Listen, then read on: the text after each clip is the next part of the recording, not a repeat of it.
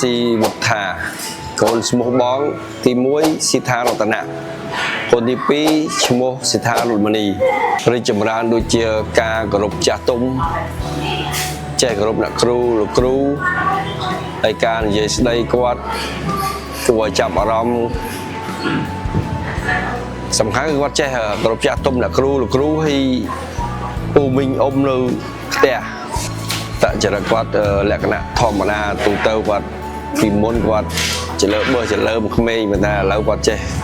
គោរពចាស់ទុំហើយវាអត់មានបញ្ហាអីទេអូនណាមានការរីកចម្រើនការសរសេរការអាននិងសូត្រមេសូត្រ